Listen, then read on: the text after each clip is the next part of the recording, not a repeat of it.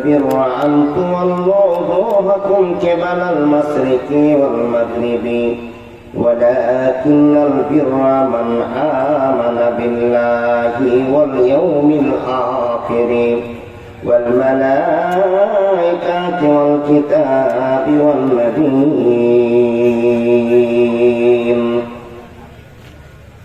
وقال الله تبارك وتعالى في كلامه المجيد والفرقان الحميد. بسم الله الرحمن الرحيم. إنك لتهدي من أحببت ولكن الله يهدي من يشاء وهو أعلم بالمهتدين. بسم الله الرحمن الرحيم.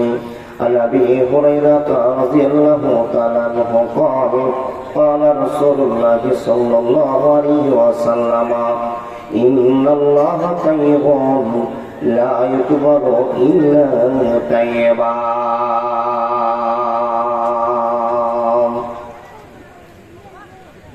কি কথা শোনালে রে আল্লাহ, আল্লাহ সহিব কেমনে, একই দারুণ বিধি বিধি রে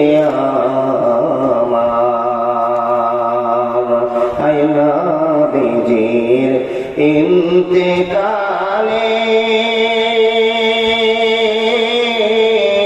কাদালেন সকলে রে আমার।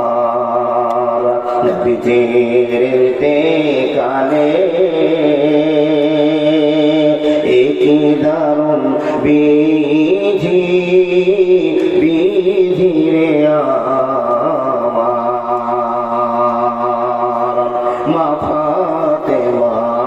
বসিয়া কাঁদে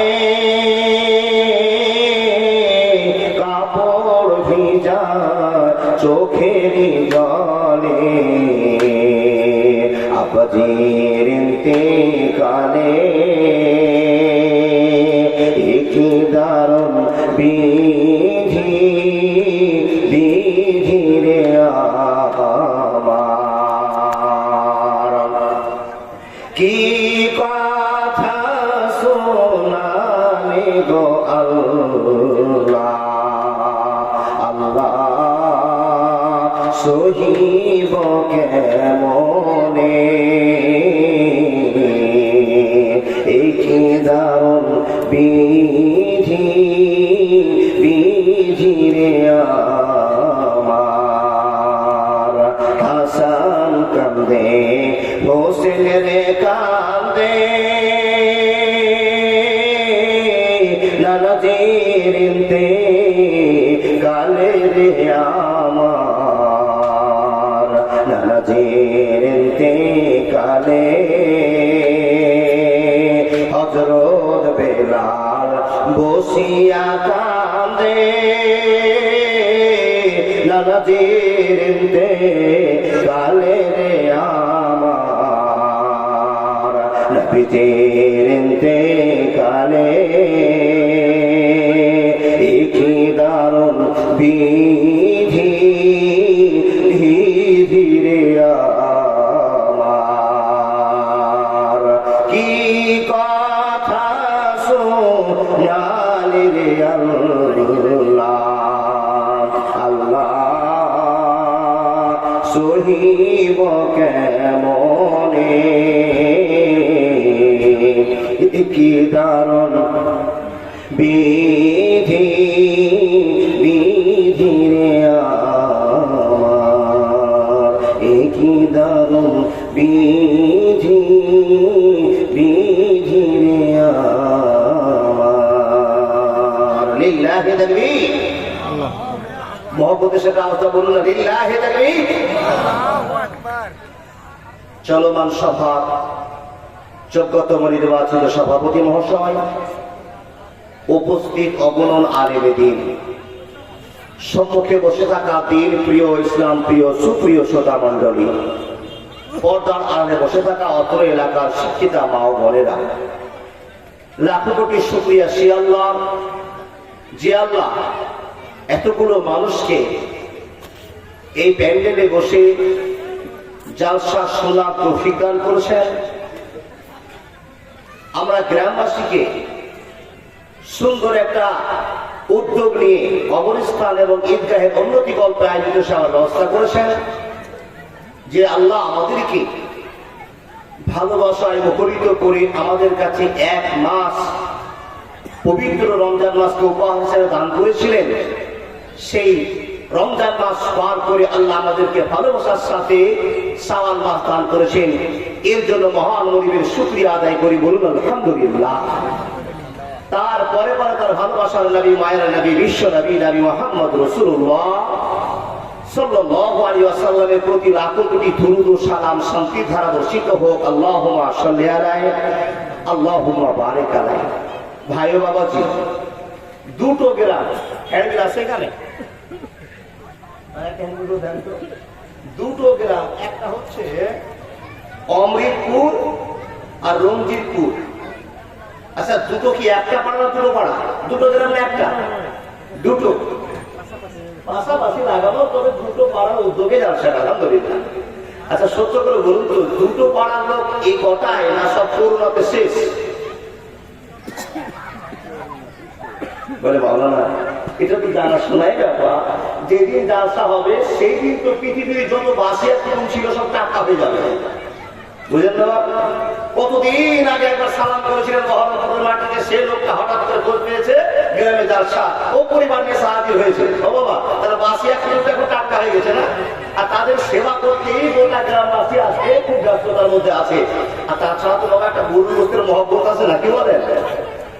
এই সেবা করতে করতে এখনো প্যান্ডেলে মানুষ করতে পারেনি। ভাই ও বাবা, যে আপনাকে আমি জানাই, এই প্যান্ডেলটা আজকে যত দাম, কালকে এত দাম থাকবে না। তার কারণ অপরম ফাঁসটা আসছে, বসছে, দেখছেন, আর আপনার রেজাল্ট তৈরি হচ্ছে। আপনি যা শুনছেন এই রিপোর্ট আল্লাহর কাছে যাচ্ছে। আল্লাহ, তুমি আমাকে ইমানদার মানুষের ভিতরে গণ্য করে নাও, বলে আল্লাহুম্মা আমিন। ভাই ও বাবা, যে কটাই লোক বসেছেন আলহামদুলিল্লাহ, মনে মনে আবেদন, আশা, খাওয়া দাওয়া মানুষ এখনো ব্যস্ততে আছে, খাওয়া দাওয়ার মধ্যেই আছে, ওনারা খাওয়া দাওয়া শেষ করেই খুব তাড়াতাড়ি আসবেন, এটা আমি আবেদন আপনার সামনে রাখলাম। তার কারণ 4-4টা বাইরের বক্তা, দেশীয় বক্তা তো আমাদের একজন ছিল আলহামদুলিল্লাহ, 4-4 বক্তা, 4 জনই এসে হাজির হয়ে আছে আলহামদুলিল্লাহ। আপনাদের নসিব ভালো, আপনাদের আল্লাহ কবুল করুক। যে সমস্ত বক্তাদেরকে আপনারা দাওয়াত দিয়েছেন, ওনারা সব ঠিক টাইমে নিজের সময়টাকে মেনটেন করবার জন্য আল্লাহর কাছে অশেষ কৃপা পেয়েছেন, ভালোবাসা পেয়েছেন, সবাই রেডি আছে। শুধু একটু অপেক্ষা আপনাদের। ভাই ও বাবাজি, ছোট্ট সময় কমিটির আনন্দ এবং পরিচালনা করার যে নিয়ম কৌশল দেখলাম আলহামদুলিল্লাহ। শিক্ষিতের পরিচয়, গ্রামবাসীর মধ্যে ভদ্রতার একটা উদয়মান প্রতীক আমরা অনেকে লক্ষ্য করতে পারলাম। এই সমস্ত কাজগুলো হয়তো অন্যান্য যার সাথে হয় না, আর যারা করেছেন শিক্ষিত মানুষের প্রমাণ পেয়েছি। আর আপনারা উদ্যোগ নিয়েছেন একটা কবরস্থান আর একটা আমরা ঈদগাহ করবো, এই উদ্দেশ্যে আপনারা এই অ্যারেঞ্জমেন্ট করেছেন। আল্লাহ যেন আপনাদের চতুর্দিক থেকে এই আয়োজনকে কবুল করেন, বলুন আল্লাহুম্মা আমিন। ভাই ও বাবা, এখানে আমরা যতগুলো মানুষ বসে আছি, আমরা সবাই মুসলমান তো? হ্যাঁ হোক বলি না তো বাবা, মুসলমান তো? এসব মাথা চুকাচ্ছেন কেন? মুখটা কি হলো বাবা? সবাই মুসলমান? জি জি জি।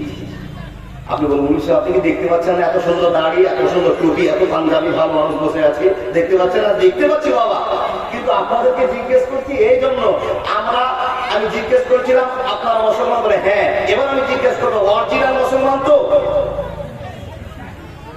না, অরিজিনাল আর ডুপ্লিকেটের পার্থক্য কি করে বোঝা যাবে?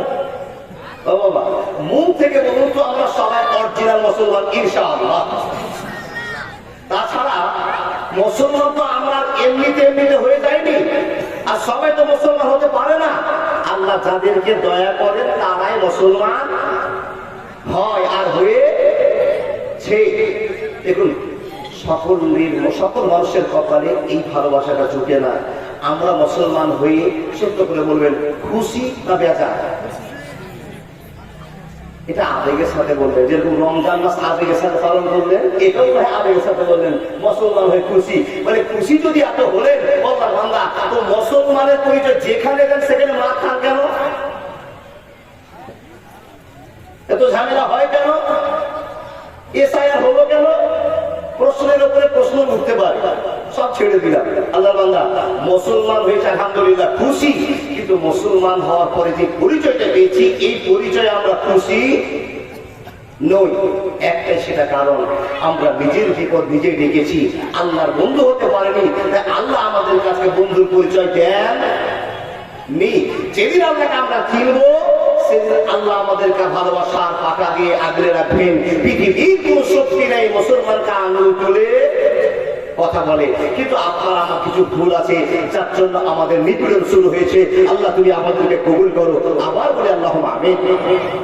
ভাই ও বাবাজি আমার, দেখুন মুসলমান হয়েছে বড় আনন্দ, আপনাকে জিজ্ঞেস করলাম বড় খুশি, কিন্তু কিছু কিছু ছেলেরা কিছু কিছু মহিলারা কিছু মানুষ প্রশ্ন করে, বলো না মুসলমান যদি না হতাম তো তুমি ভেজাল থাকতো না, মুসলমান হয়েই তো তুমি ভেজালে বলেছি। বলে ভাই মুসলমান যদি তুমি না হতে তাহলে তোমার কি লাভ ছিল? তো বলে যেরকম অমুসলিমদের ছেলেদেরকে দেখছি হাফ প্যান্ট পরছে আর বিভিন্ন রকমের ডিজাইন করে রাস্তাকে গরম করে তুলেছে, মেয়েদেরকে দেখছি সুন্দর একটা পোশাক পরেছে, একটা প্যান্ট আর একটা গেঞ্জি পরে তাদের সারা জীবন চলে যাচ্ছে, কত আনন্দ। আর যেই দিন না মুসলমান হলাম সেই দিন থেকে নাকি ঢাকির উপরে কাপড় পরতে হবে, সে হাফ প্যান্ট পরা যাবে না, সেন্ডো গাঞ্জি পরা যাবে না। মেয়েরা বলছে যেই দিন মুসলমান হলাম সেই দিন আমার মা আমার বাবা আমার জন্য একটা বরখা, আমার জন্য সুন্দর একটা ওড়না রেডি করে রেখেছে, যেই দিনে আমার বডির প্রকাশ হবে সেই দিনে ওড়নাটা আমার মা আমার উপরে চাপিয়ে দিবে। আমরা তো মন খুলে আনন্দ করে ঘুরতে পারলাম না। অনেক মানুষের প্রশ্ন এটা আছে, কিন্তু ভাই বন্ধু মা বোন আপনি কি জানেন পৃথিবীতে যত মানুষ আছে সব মানুষের চাইতে দামি মানুষের নাম হলো মুসলমান। জোরে বলুন সুবহানাল্লাহ।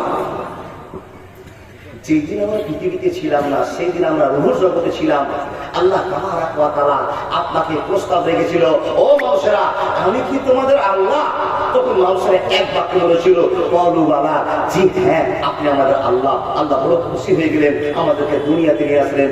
আমরা যেদিন দুনিয়াতে আসলাম 1-2 বছর করতে করতে যেই দিন আমরা গায়ে শক্তি পেলাম, সুন্দর দৌড়তে শক্তি পেলাম, সেই দিন আল্লাহর লাইনটাকে ছেড়ে দিয়ে আমরা একটা অবৈধ পথ ধরে নিলাম, একটা নোংরা পথ ধরে নিলাম। তখন আল্লাহ তাবারাকা ওয়া তাআলা বলছেন বিসমিল্লাহির রহমানির রহিম, ইয়া আইয়ুহাল ইনসান মা গররাকা বিরব্বিকাল কারীম। বান্দা বলো তো তোমার কাছে আমার প্রশ্ন, তুমি আকাশের মাটিতে আমাকে আল্লাহ বলে স্বীকার করলে, আমি আল্লাহ তোমাকে বড় ভালোবাসলাম, তোমার মার পেটে তোমাকে আমি জন্মদান করলাম, তোমরা 60,000 ভাই বোন একই সঙ্গে তোমরা মার পেটে জমা হয়েছিলি, আমি আল্লাহ তাদের ভিতর থেকে তোমার গায়ে একটু শক্তি বেশি বাড়িয়ে দিলাম, তোমার ভোল্টেজটাকে একটু ছেড়ে দিলাম, তার কারণ তোমাকে আমি আল্লাহ চয়েস করে নিয়েছি। বন্ধুরে আল্লাহ তাবারাকা ওয়া তাআলা আপনার মার পেটে আপনাকে জিতিয়ে দেওয়ার পর আপনার ভাই বোনগুলোকে সবকে পিছনে ফেলে দিয়ে মার পেট থেকে আপনাকে দুনিয়াতে আল্লাহ নিয়ে আসলেন। আর আসার পরে আল্লাহর এত ভালোবাসা পাওয়ার পর আমরা যেদিন মার পেটে আল্লাহর ভালোবাসা পেলাম, বন্ধুরে সেই দিন দুনিয়াতে আসার পর আমরা নানা রকমের অন্যায় চালু করলাম। হে পৃথিবীর মানুষ, এই অন্যায় কখন আমরা শুরু করলাম? আল্লাহ তাবারাকা ওয়া তাআলা বলছেন, হে মানুষের দল তুমি বলে দাও মা গররাকা বিরব্বিকাল কারীম, তোমার কাছে জানতে চায় এমন কোন জিনিসের আনন্দের কারণে, এমন কোন জিনিসের মহব্বতের কারণে, কোন জিনিসের কারণে তোমরা তোমাদের রবকে ভুলে গিয়েছো বলো। আমি তোমাকে প্রশ্ন করছি মা গররাকা বিরব্বিকাল কারীম, তোমাকে প্রশ্ন করছি তুমি বলো কোন কোন জিনিসের জন্য তুমি আল্লাহকে ভুলে গেলে? ও বাবা, আল্লাহকে ভুলে যাও দুটো কারণ বেশি সম্মুখে আমরা দেখতে পাচ্ছি। একটা হলো টাকা পয়সার জন্য আল্লাহকে ভুলেছি, আর দ্বিতীয় নম্বর হলো স্ত্রী জাতের মেয়েদের মহব্বতে পড়ে আল্লাহকে ভুলে গেছি, কিন্তু আপনি একবার ভাবলেন না আল্লাহ পৃথিবীতে যত মানুষ আছে সবচেয়ে দামি মানুষ আপনাকে বানিয়েছেন। জোরে বলুন সুবহানাল্লাহ। আপনি প্রশ্ন করেন মৌলভী সাহেব আমাদেরকে আল্লাহ দামি বানালেন, আমরা কি করে বুঝবো আমি দামি? দেখুন পৃথিবীতে যত মানুষ আছে মুসলমান তার শ্রেষ্ঠ মানুষের পরিচয় পেয়েছে। আপনি এখন বিপদে আছেন সেটা আলাদা ব্যাপার, ছেড়ে দিলাম। শুধু আপনাকে বলে যাই আপনি শ্রেষ্ঠ মানুষ, জিন্দাতেও শ্রেষ্ঠ, মরলেও এই যে বলেন মরলেও শ্রেষ্ঠ, দেখেন কবরেও শ্রেষ্ঠ, আখিরাতেও শ্রেষ্ঠ। জোরে বলুন সুবহানাল্লাহ। এখন আপনি বেঁচে আছেন, আপনার মান দাম সব আছে। যেদিন মরে যাবেন হাজার হাজার লোক পিছনে আপনার সরে যাবে, আর 4 জন লোক আপনার খাটটাকে ঘাড়ে করে ছুটবে কবরস্থানের জন্য নিয়ে। আল্লাহর বান্দা পিছনে সবাই বলবে আল্লাহ আমাদের সামনে মাইয়া যাচ্ছে, আল্লাহ তুমি তাকে ক্ষমা করে দাও, আল্লাহ তাকে মাফ করে দাও। আপনার জন্য দোয়া করবে, আর আপনার যা কেলেন দুনিয়াতে ছিল, যতদিন আপনি বেঁচে ছিলেন, যে অন্যায়গুলো করেছিলেন সে অন্যায়গুলো আর গণনা করা হবে না। সবাই মুখ থেকে বলবে আল্লাহ আমার ভাইকে সামনে পাঠিয়ে দিয়েছি, তুমি আমাকে ক্ষমা করে দাও। আচ্ছা বলুন তো দাম বাড়লো না কমলো? দাম বাড়লো। যখন কবরে রাখা হলো আল্লাহর বান্দা সুন্দর করে ভদ্রতার সাথে পাটাতন দিয়ে আপনাকে কাফন দাফন করে দিল। প্রশ্ন আপনার কাছে, মুসলমানের মাইয়াতকে লাশকে যতটা সযত্ন করা হয়, যতটা ভালোবাসা দেখা হয়, অন্য ধর্মের মানুষকে এত মৃত মানুষকে আদর যত্ন ভালোবাসা করা হয়, তার আপনার দাম বেশি। দেখেন চলে গেলেন কবরে, কবরে আপনার দাম বেশি, আখিরাতের ময়দানে আপনার সব চাইতে দাম বেশি। জোরে বলুন সুবহানাল্লাহ।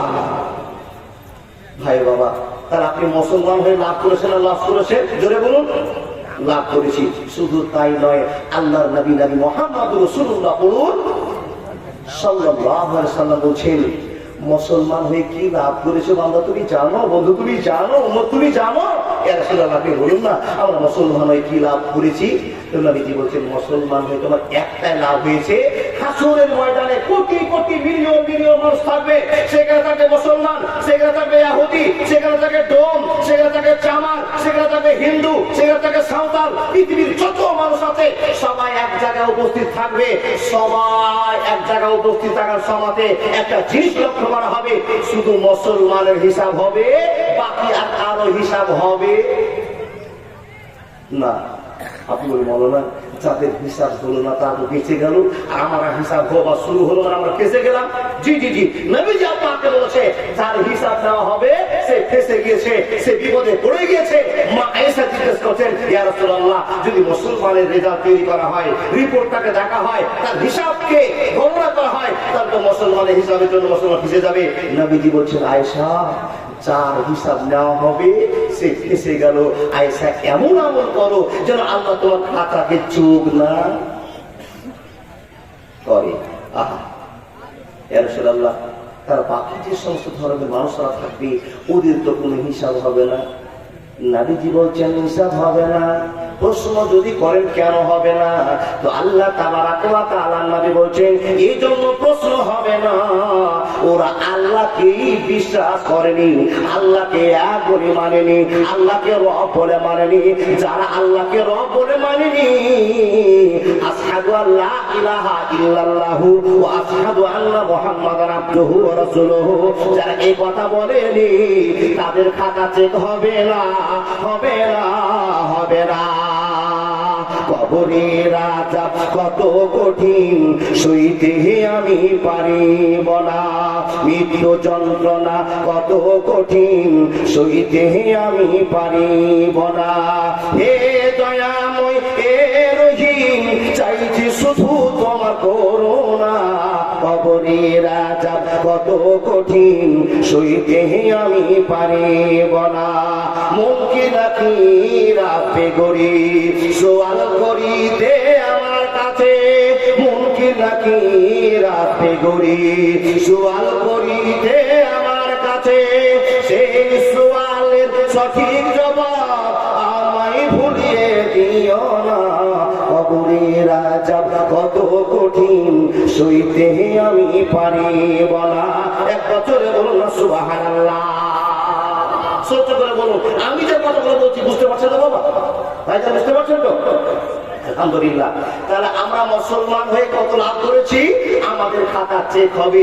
নবীজি বলছেন যার খাতা চেক হবে ভালো মন্দ হিসাব করে আল্লাহ তাবারাকা ওয়া তাআলা কাউকে বিনা হিসাবে জান্নাতে ভরবেন। আর যদি তোমার সমস্যা হয়ে যায় সেই সমস্যাগুলোকে পূরণ দেওয়ার জন্য তোমাকে সাদা কাটাতে হবে। আর সাদা কাটার পরে মুসলমানের পিছনে একটা সিল মেরে নাহারে হায়াত বলে একটা নদীতে গোসল করে দিয়ে সেই মুসলমানকে আবার আল্লাহ জান্নাতে দান করবেন, জান্নাত দিবেন। কিন্তু এই মুসলমান ছাড়া পৃথিবীর আর কোন ধর্মের মানুষ জান্নাতে যাবে না, যাবে না, যাবে না। আপনার কাছে আমার প্রশ্ন, বলুন তো মুসলমান হয়ে লাভ করেছি? আলহামদুলিল্লাহ রাব্বিল আলামিন। সমস্ত প্রশংসা আল্লাহ তোমার যে তুমি আমাকে মুসলমান বানিয়েছো। আলহামদুলিল্লাহ। সবাই খুশি তো? আচ্ছা, যদি এত খুশি হন আর আপনি মুসলমানের পরিচয় দেন, তাহলে আমাদের শেষ নবীর নাম বলুন তো। বলুন বলুন, সবাই বলুন। হযরত মুহাম্মদ সাল্লাল্লাহু আলাইহি সাল্লাম। হযরত মুহাম্মদের আব্বুর নাম জানেন? বাবার নাম জানেন? আব্দুল্লাহ। আচ্ছা, আব্দুল্লাহ বাবার নাম জানেন? আব্দুল মুতাল্লিব, তাই না? আচ্ছা, আব্দুল মুতাল্লিব বাবার নাম? পুলিশের। আল্লাহু আকবার কাবীরা। ও আল্লাহর বান্দা, আচ্ছা বলুন তো নবীজির মার নাম কি? আমিনা। আচ্ছা, নবীজির দুধ মার নাম কি? আচ্ছা, দুধ বাবার নাম কি? আবার পুলিশের। ও আল্লাহর বান্দা, দেখেন নবীকে কত ভালোবাসি, আর অরিজিনাল না ডুপ্লিকেট এখনই প্রমাণ পাচ্ছি না। দেখুন দেখুন দেখুন, মনে ছিল কিন্তু ভুলে যাচ্ছি। আল্লাহর বান্দা, পৃথিবীর অনেক কথা মনে থাকে। এবার ভোটে কত ক্যান্ডিডেট হয়েছে সব মনে আছে, কিন্তু বিশ্ব নবীর মহব্বত কতটা অন্তর আছে বোঝা যাচ্ছে যে 3টা সিরিয়াল পার করে ইসমাইল নবীর বংশোত্তরের কথা নবী মুহাম্মদের 3টা সিরিয়াল পার করে আমরা তার দাদুর নাম বলতে পারলাম না। অথচ আবেদন করছি, ভালোবাসা বলছি আমরা অরিজিনাল মুসলমান। আল্লাহ তুমি আমাদেরকে কবুল করো, আল্লাহুম্মা আমিন। দেখুন দেখুন দেখুন, নবী মুহাম্মদ রাসূলুল্লাহ সাল্লাল্লাহু আলাইহি ওয়াসাল্লামের আব্বা জান্নাতে যাবে। কেউ কি কোনদিন ওয়াজের মাধ্যমে শুনেছেন? প্রশ্ন শুনেননি। নবীজির মা জান্নাতে যাবে? যাবে। কেন? ও বাবা, প্রশ্ন আপনাকে বুঝায়। আমি ছোট একটা জ্ঞানের কথা আপনাকে বলছি। কেন? যদি কেনর মানে চান তা আমি আপনাকে একটা বলি, সবে বলুন আশহাদু আল্লা ইলাহা ইল্লাল্লাহু ওয়া আশহাদু আন্না মুহাম্মাদান আবদুহু ওয়া রাসূলুহু। আশহাদু আল্লা ইলাহা ইল্লাল্লাহ এর মানেটা বলেন। এই দেখেন দেখেন দেখেন, বলেছিলাম আল্লাহ। বন্ধুরা আমার, আশহাদু আল্লা ইলাহা ইল্লাল্লাহু ওয়া আশহাদু আন্না মুহাম্মাদান আবদুহু ওয়া রাসূলুহু, এটা একটা সাধারণ কালেমা আপনি মনে করেন, কিন্তু না না না, এই কালেমা সবার কপালে জুটবে না, সবাই বলতে পারবে না। আল্লাহ তাবারাকা ওয়া তাআলা বলেন, ইন্নাকা লা তাহদি মান আহবাবতা ওয়ালাকিন্নাল্লাহা ইয়াহদি মান ইয়াশা ওয়া হুয়া আ'লামু বিল মুহতাদিন। হে বন্ধু, হে আপা জানেরা, দাদা বন্ধুরা আমার, আপনার সামনে ওয়াজ আমি আরম্ভ করলাম। বন্ধুরে, আল্লাহ যাকে চাইবে সে তো মুসলমান হবে, আল্লাহ যাকে চাইবে না হাজার চেষ্টা করলেও মুসলমান করতে পারবে না। এই কথাটাকে বোঝাবার জন্য আলোচনা শুরু করলাম। এখানে যতগুলো মানুষ বসে আছেন, বন্ধুরে আর একবার মুখটা খুলে বলুন, নবীজির দাদুর নামটা কি ছিল আর একবার বলুন। Abdul Muttalib. আচ্ছা, চাচার নাম? আবু তালেব। আচ্ছা, আল্লাহ পাকের নবী চাচাকে দেখেছেন? মাথা ঝুঁকাচ্ছে। ওটা ঝোঁকে, ও বাবা, ওটা বড় ঝোঁক। নবীজি চাচাকে দেখেছেন? না না না, হতেই পারে না। দেখুন, নবীজি চাচা আবু তালিব আল্লাহর নবীকে এত ভালোবাসতেন, তার একটা প্রমাণ আপনাকে দিচ্ছি। বন্ধু, যেদিন নবীজির আব্বা মারা যান, সেদিন নবীজির কত বছর বয়স আপনাদের কাউকে জানা আছে? বছর জুটেনি। ইতিহাস প্রমাণ করছে 3.5 মাস 4 মাসের বাচ্চা মার পেটে, সে সময় বিশ্বনবীর আব্বা আব্দুল্লাহ মরে গেছে। আচ্ছা বন্ধুরা আমার, নবীজির মা ইন্তেকাল করলেন কত বছর বয়সে জানা আছে? 6, 6.5। বন্ধুরা আমার, কি কিছুই বলার প্রয়োজন নেই, শুধু আপনার ইতিহাস জানেন আর আপনি বুঝেন আপনার কতটা কপাল ভালো, আপনি কতটা দামি মানুষ, আপনি পৃথিবীর শ্রেষ্ঠ মানুষ কিনা একটু জানতে পারবেন। বন্ধুরে, বিশ্বনবীর আব্বা দুনিয়া ছেড়ে চলে গেছেন নবীকে পেটে রেখে, তারপরে মা জন্ম দিলেন, মা আমিনা জন্ম দিলেন, শুরু হয়ে গেল নবীজির জীবনযাত্রা। আল্লাহর বান্দারা, নবীজির মা ইন্তিকাল করে চলে গেলেন। হে বন্ধুরা, নবীজির দাদা আব্দুল মুত্তালিব ইন্তিকাল করে চলে গেলেন। নবীজির সব পথ হারিয়ে গেল, বাপও নাই, মাও নাই, দাদুর কাছে আশ্রয় নিয়ে জীবন যাপনটা করছিলেন। নবীর দাদু ইন্তিকাল করে নিলেন। এরা যে ইন্তিকাল করে চলে গেল, আমরা তো ইন্না লিল্লাহি ওয়া ইন্না ইলাইহি রাজিউন বলতে পারলাম না। কেন বললাম না? একটাই কারণে বললাম না, আমরা সকলেই জেনে গিয়েছি এরা কেউ মুসলমান হয়ে মরেনি। বন্ধুরা, কথা বলতে আরম্ভ করলাম। এখন আপনার কাছে প্রশ্ন, যখন নবী দাদু ইন্তেকাল করলেন, দাদুটা মরে গেল, নবীজির দিশা হারিয়ে গেল, আমি কার বাড়িতে থাকবো, আমি কার কাছে খাবো, আমি কার কাছে দিনটা কাটাবো, সবাই যেন অনাদরে ধরতে আরম্ভ করলো। বন্ধুরে, বিশ্বনবীর দিনটা পার হয়, কষ্টের মধ্যে দিন পার হয়। এমন তো সময় 10 জন চাচা আছে, 9 জন চাচা আছে, 10 জন চাচা আছে। মতন্তরের কথা আপনাকে বলে যায়, 10 জন চাচার ভিতরে একজন চাচা ছুটে এসে নবী মুহাম্মদের পাশে দাঁড়িয়ে বলছেন, ভাতিজা মুহাম্মদ, তুমি চিন্তা করিও না, চোখের পানি ছড়াও না। তোমার বাপ মরেছিল কি হয়েছে, তোমার মা মরেছিল কি হয়েছে, তোমার দাদু মরে গেল তো কি হলো, চিন্তা করিও না। আমার বাড়িতে থাকবা, আমার বাড়িতে খাবা, আমি চাচা তোমাকে এত সেবা দিও রে ভাতিজা, তোমার মার মায়াকে আর মনে করতে দেবা না, দাদুর মায়া মনে করতে দেবা না, চিন্তা করিও না, আমি তোমার সম্পূর্ণ দায়িত্ব বহন করতে আরম্ভ করলাম। বন্ধুরা আমার, বিশ্বনবী দিনের দিন পার করে, সময় পার করেন, বয়স বেড়ে চলে যায়, বয়স বেড়ে চলে যায়। বন্ধুরে, হঠাৎ করে নবী মুহাম্মদের কাছে যখন শক্তি চলে আসলো, নবী মুহাম্মদ যখন নবুয়ত পেতে আরম্ভ করলেন, হে আল্লাহর বান্দা বান্দীরা, মনোযোগ দিয়ে কথাগুলো শুনতে আরম্ভ করেন। নবী যখন পুষ্ট হয়ে গেলেন, আল্লাহর দয়া ভালোবাসা পেয়ে গেলেন, আল্লাহর নবী সর্বপ্রথম প্রচার শুরু করে দিলেন, আশহাদু আল্লা ইলাহা ইল্লাল্লাহু ওয়া আশহাদু আন্না মুহাম্মাদান আবদুহু ওয়া রাসূলুহু। স্বার্থ ছাড়া বন্ধু বান্ধব কাছে আসে না, বিনা স্বার্থে দুনিয়ায় কেউ ভালোবাসে না, স্বার্থ ছাড়া ভালোবাসে শুধু আমার মা। তাই না বাবা? কাদা আর খড়কুটা দিয়ে মাটির মূর্তি করে, লক্ষ টাকা মজুরি নয় মূর্তির কারিগরে, মা আমার সুন্দর বডি করে দিল, টাকা নিল না, মা আমার সুন্দর দেহ করে দিল, টাকা চাইল না, স্বার্থ ছাড়া ভালোবাসে সেটা আমার মা। একবার জোরে বলুন না সুবহানাল্লাহ। বাড়াবাড়ি করিও না ভাই। জি জি জি, আল্লাহ বান্দা, মানুষের আমরা ভুলবশত আল্লাহকে বাদ দিয়ে বিভিন্ন রকমের দেবতাকে, দেবকে আল্লাহ বলে স্বীকার করে আমরা ডাকি। দেখুন, নবী মুহাম্মদ রাসূলুল্লাহ প্রচার শুরু করলেন, যা কিছু করেছো, যা কিছু করছো আর করা যাবে না, যাকে তোমরা মানছো না আর যাকে তোমরা মানছো, এখানে অনেক পার্থক্য আছে।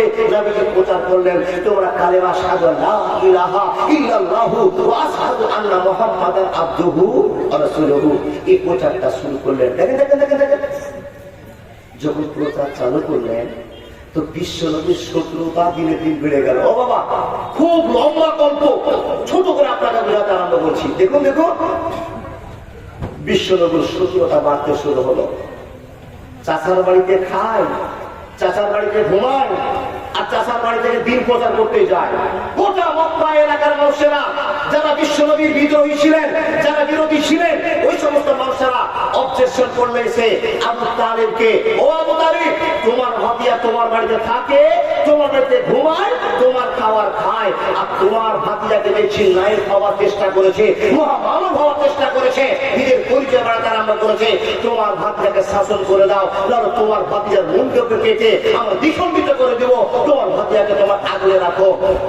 চাচাকে সে দাঁড় করলেন, বললেন বান্দা, অনেক লম্বা গল্প, আবু তালেব চিন্তা করলেন, আমার কলিজার টুকরো ভাতিজা ইসলামের প্রচার শুরু করেছি আর চারদিকে তার শত্রুতে ভরে গেছে।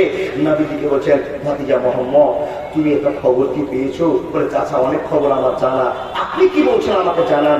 ভাতিজাকে লক্ষ্য করে বলছেন, ভাতিজা চারদিকে তোমার ঘরের শত্রু বেড়ে গেছে, তুমি আর ইসলামের প্রচার করিও না, আল্লাহর প্রচার করিও না। লাউ কানা ফীহিমা আলিহাতুন ইল্লাল্লাহু লাফাসাদাতান, তুমি যে প্রমাণগুলো শুরু করেছো এই প্রমাণ আর বের করিও না, তোমার ঘরে ঘরে শত্রু হয়েছে। বিশ্বনবী বলছেন, চাচা আপনার মতামত কি, আপনি বলুন, আপনি কি আমাকে প্রচার বন্ধ করতে বলছেন? আবু তালেব বলছেন, ভাতিজা তোমাকে আমি প্রচার বন্ধ করতে বলছি। নবী মুহাম্মদ এক বাক্যে বলেন, আমাকে যদি সূর্যের 4টা ডান হাতে দেওয়া হয়, এর থেকে বিনিময়ে আরো যদি ভালো কিছু দেওয়া হয়, চাচা তার টাকাটা শুনে নেন, আমি কালেমার প্রচার বন্ধ করব না, করব না, করব না। জোরে বলে দিন পার হয়ে যায়। শুধু আপনাকে একটা কথা বলবো, ভাতিজা দিনের প্রচার করছে, কালেমার দাওয়াত ছড়াচ্ছে, যার জন্য চাচা বিপদে পড়ে গেলেন।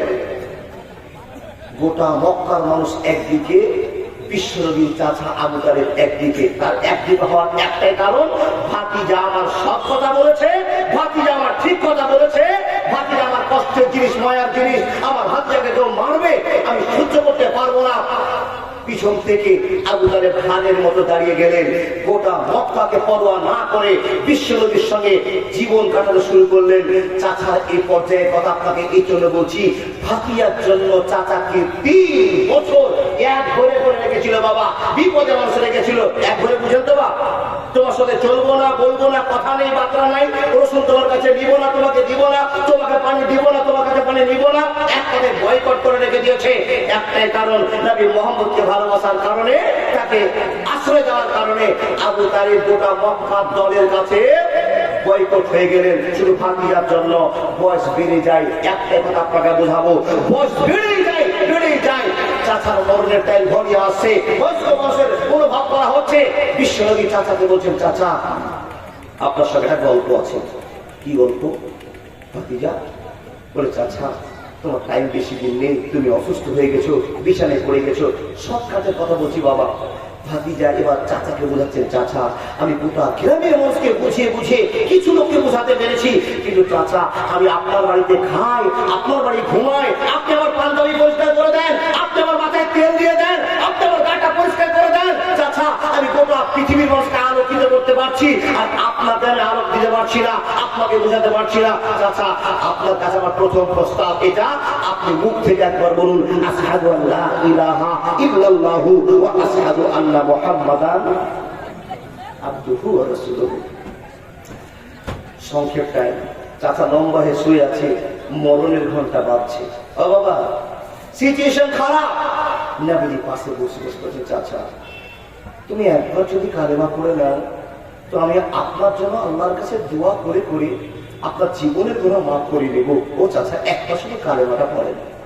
বন্ধু আমার, চাচা তো বিপদে পড়ে গেছে, এদিকে ভাতিজা তো আমাকে খুব আদর করছে, শুধু আমার মুখ থেকে 2-1 বলে দেওয়া হয়, আশহাদু আল্লা ইলাহা ইল্লাল্লাহ, আল্লাহ তুমি ছাড়া কোন আল্লাহকে মানি না, আল্লাহ তোমাকে ছাড়া কাউকে মানি না, আশহাদু আল্লা ইলাহা ইল্লাল্লাহ।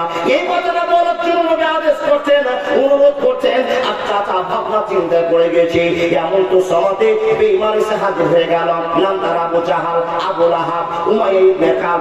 বেঈমান এসে হাজির হয়ে গিয়ে নবীর চাচার পাশে দাঁড়িয়ে দাঁড়িয়ে বলছেন, ও আবু তালেব, এতদিন তো বীর বাহাদুরের জীবন কাটিয়েছো, এতদিন তো তুমি সুন্দর মানুষের ব্যবহার দেখিয়েছো, তোমার ভাতিজা পাগলের কথা শুনে খবরদার আশহাদু আল্লা ইলাহা ইল্লাল্লাহু ওয়া আশহাদু আন্না মুহাম্মাদান আবদুহু ওয়া রাসূলুহু, এই কথা বলিও না, বলিও না, বলিও না।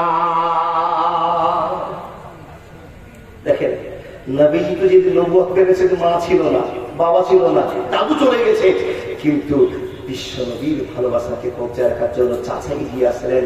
চাচার পাশে বসে বসে সুন্দর করে বোঝাচ্ছে, বন্ধু আমার, এখানে যতগুলো মানুষ আপনারা বসে আছেন, এই মানুষগুলোর ভিতরে আমরা কে কখন মরে যাবো কারো কি জানা আছে?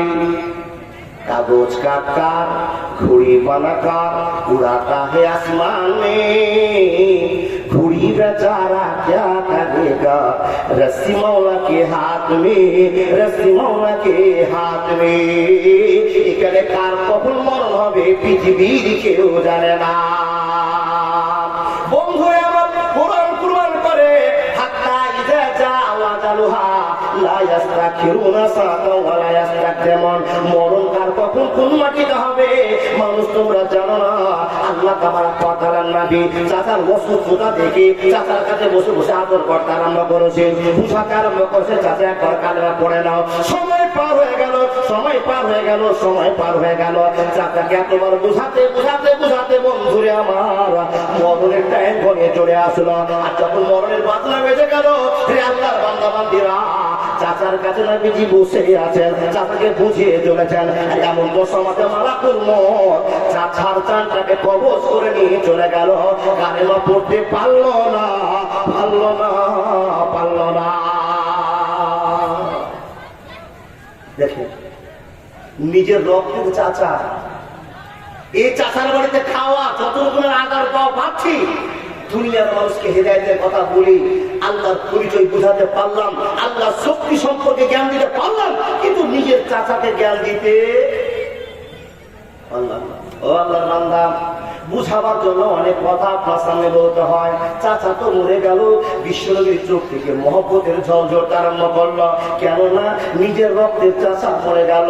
ও আল্লাহর বান্দারা, যে চাচা আমাকে সুন্দর করে গাটা পরিষ্কার করিয়ে দিয়েছে, যে চাচা আমার পাঞ্জাবিটা পরিষ্কার করে দিয়েছে, যে চাচা আমার জন্য 3 বছর বয়কট হয়ে থেকেছি, এক ঘরে হয়ে থেকেছি, এই চাচার মহব্বত কেমন করে বলবো? বন্ধুরা আমার, নবীজির চোখ থেকে ঝরঝর করে মহব্বতের জল পড়তে আরম্ভ করলো।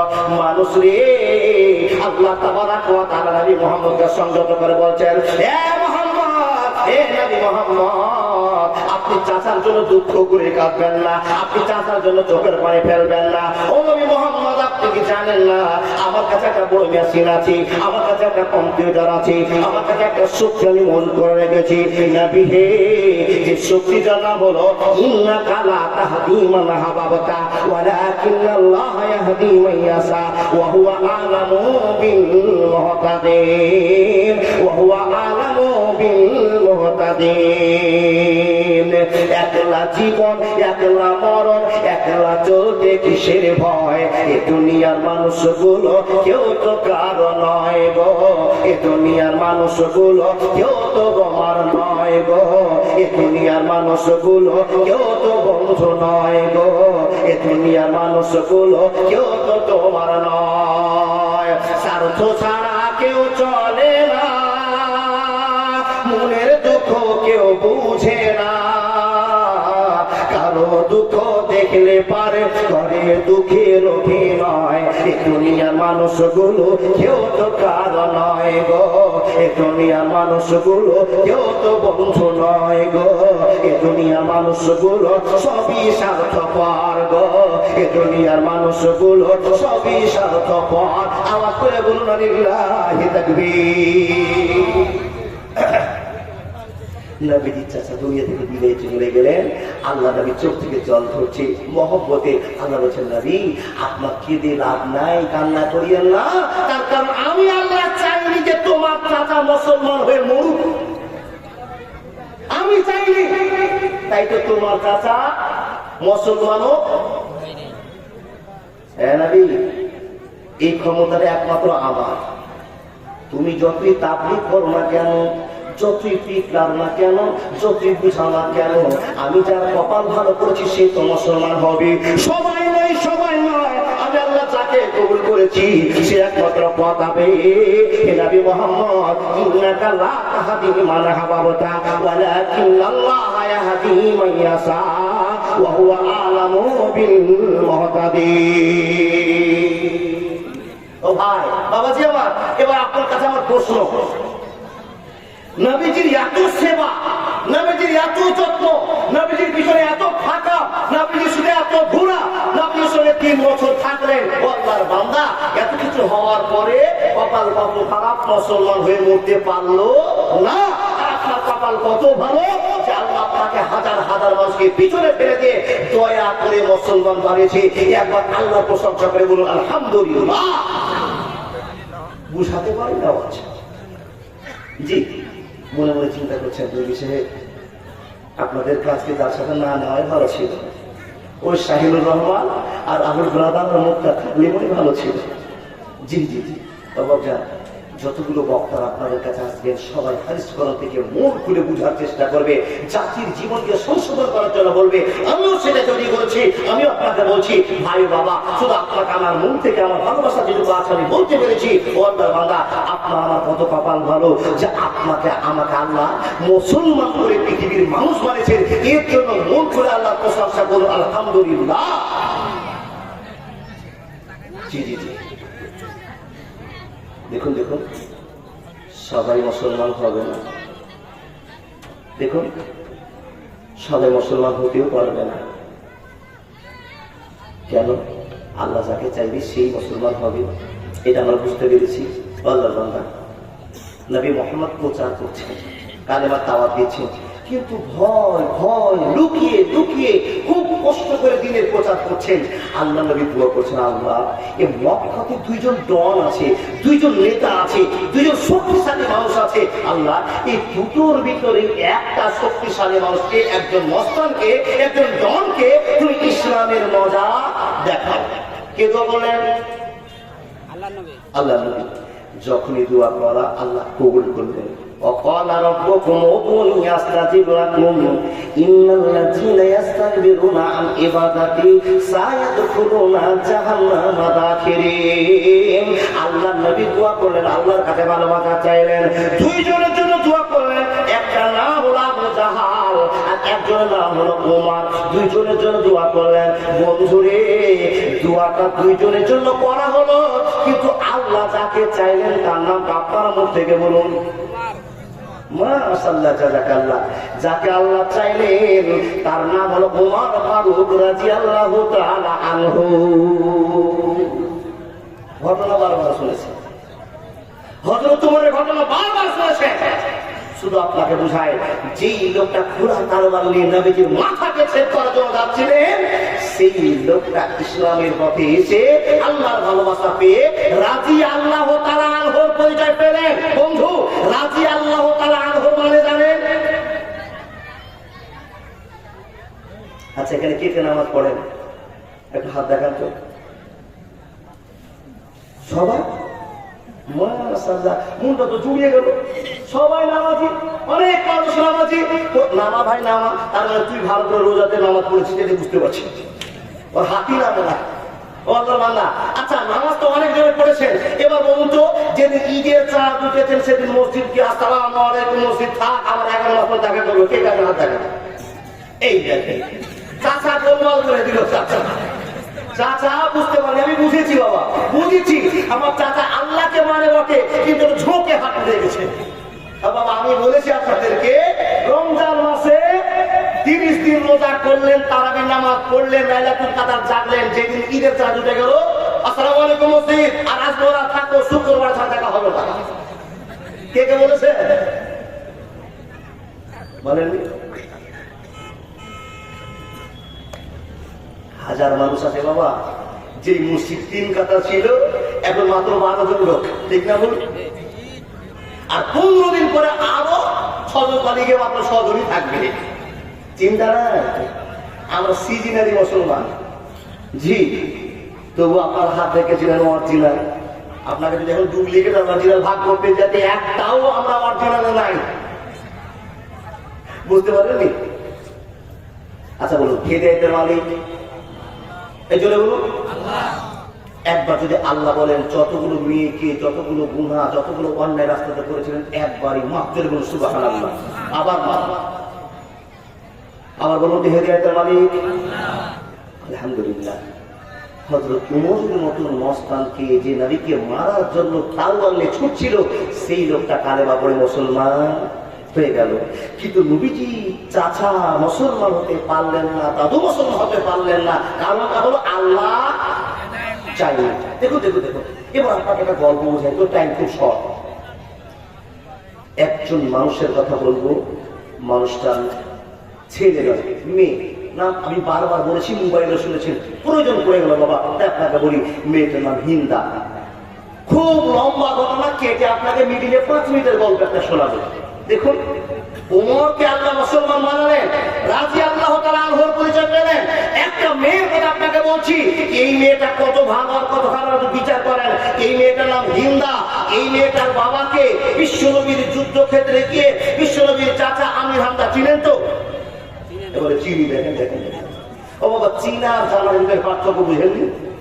চীনা মানে চোখে দেখা আর জানা মানে কানে শুনেছি, এটা বুঝতে পেরেছেন? ও আল্লাহর বান্দা, নবীজির চাচা আমির হামজা হিন্দার বাবাকে জাহান্নামের টিকিট দিয়েছে, হিন্দার ভাইকে জাহান্নামের টিকিট দিয়েছে, মানে যুদ্ধক্ষেত্রে গিয়ে মরে গিয়েছে আর ভাই ভাই খবর হয়ে গেছে আমির হামজা নবীজির চাচা মেরেছে। সেদিন থেকে হিন্দার মনে মনে রাগ, আমি আমির হামজাকে যতক্ষণ মার্ডার না করবো, শহীদ না করবো, যতক্ষণ না কাটার করবো, ততক্ষণ পর্যন্ত আমার মন শান্তি পাবে না।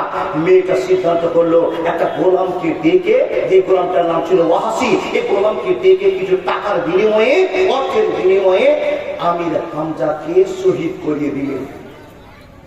শুধু মেয়েটাকে দেখেন কতটা ভালো কতটা খারাপ। আমির হামজাকে শহীদ করে দিয়ে তার কলিজাখানা বের করে, কেতাবে প্রমাণ পাওয়া যায়, কলিজাটা বের করে এই মেয়েটা ছোট ছোট করে পিচ পিচ করে কেটে তাকে চিবাচ্ছে আর অসম্মান করছে। দেখো ও গ্রামবাসীরা, এই যে লোকটা আমার বাপকে হত্যা করেছে, আমার ভাইকে হত্যা করেছিল, আমাদের দুশমন ছিল, এই লোকটাকে আমি মার্ডার করিয়ে দিয়ে এর কলিজা বের করে আমি হুড়ি খেলছি, আমি নোংরামি করছি, তোমরা দেখে নাও। কেউ বুঝুন না, হিন্দা মেয়েটা পায়ের নিচে ফেলে দিয়ে অসম্মান করেছিল। এক কথায় আমির হামজাকে অসম্মানের প্রতীক চিহ্ন দিয়ে হিন্দা এত অসম্মান করেছিল। আপনার কাছে আমার প্রশ্ন, মেয়েটা ভালো না খারাপ? বিপদে পড়ে গেলেন, খারাপ। আপনি ভালো এখন করে বলছেন, এখন তো ভালো হয়নি। নবীজির চাচাকে জান্নাতি মানুষকে মার্ডার করিয়ে দিয়ে, লোককে দিয়ে তার কলিজা নিয়ে রক্ত নীলা করছে, অসম্মান করছে, মেয়েটাকে ভালো বললেন? হ্যাঁ, এখন আপনি ভালো বলতে পারেন না, এখন খারাপ। 5 মিনিট পর এই মেয়েটাকে আবার ভালোই বলতে হবে আপনাকে। মানে মনীষের কি করে এটা আপনাকে বুঝায়। রিসেন্টটা পার হতো বাবা, মেশিন শুকিয়ে আছে, যার জন্য বারবার পানি খেতে হচ্ছে। আপনাদের মেশিন ঠিক হয়েছে তো?